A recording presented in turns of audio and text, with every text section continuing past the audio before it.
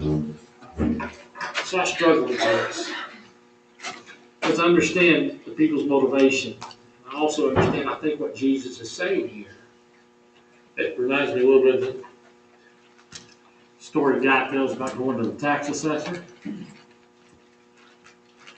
he goes in to be interviewed by the tax assessor, and the first thing out of his mouth, he says, "Man, I got lots of stuff. I'm rich." Now, I don't know, but I'm not going to walk into a meeting with a tax assessor and start out with that kind of, I'm just not. That's what he did. And the tax assessor says, "Well, what kind of property you got?" You know, tax assessors. He says, "Well, I have everlasting life," John 3:16. "I have a mansion in heaven," John 14:12. "I have peace that passes all understanding. I have unspeakable joy. I have love from God that will never fail me," 1 Corinthians 13:8. "I have a crown of life," Jesus' own brother tells me in James chapter 1, verse 1. That old tax assessor looks at him and says, No. He says, "You don't understand. I can't tax that stuff. I need things I can tax. I need something I can." You know, I realize I'm 62 now, and I haven't seen a lot of the world, but I've seen a lot. Maybe some of y'all haven't seen, and I know y'all have seen a lot more than I've seen. But a few years ago, when I was blessed to go to Haiti after the earthquake, first time I had ever really been in a, I don't want to offend the Nepalese, but first time I'd ever really been in a third world country. I mean, I was stunned at what little people have. And I had a few conversations with Rob. Where is Rob? You know, when you went to Haiti, it's stunning, isn't it? I mean, you look at those folks and you think, one of our main contact for Global Samaritan was a guy named Don Shaw. He was a member of royalty in Nepal. And he gave up royalty to become a Christian. And his sins washed away. And as we sat over there a week trying to help these poor folks out, he's amazed at what they don't have. I mean, if somebody's got a suitcase that they can put a few belongings that they might have in, they got lots of stuff compared to the average guy. Well, Banan says, yeah, the people here, the world says we're poor. I will tell you as a Christian, we are rich. And I wonder, what's the difference between their attitude and ours? I think they understand something maybe you and I don't. Maybe we ought to change our thinking. But Jesus promises that all those things might happen to us. We ought to just accept it and say, yeah, compared to your suffering, Jesus, this is nothing. People in this world think we're poor. But with Jesus, we're rich. So I struggle. But I do know this. I struggle with what I would call our government's response. And I don't struggle with what I call our response. And that is when I am every day seeing people who are suffering, who are hurting, who need finances, who need food.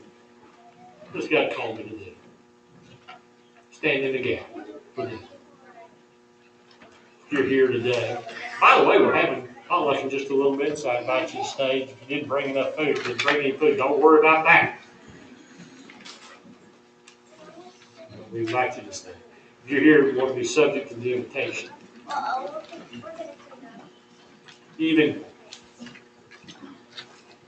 we can say they're strong. Who can say they're rich? Because of what God did for us through Jesus Christ. And that's what we ought to share. If you're here at the subject, I invite you to come as we stand as we sing. I will serve you because I love you. You have given life to me. I was nothing before you found me.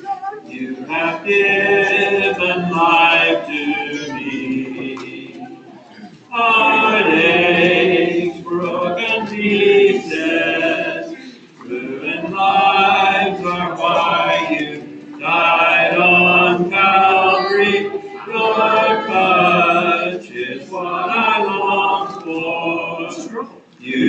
have given life to me.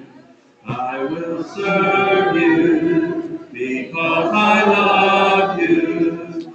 You have given life to me. I was nothing before you found me. You have given life to me. Heartaches, broken pieces, ruined lives are why you died on Calvary. Your God is what I long for. You have given life to me.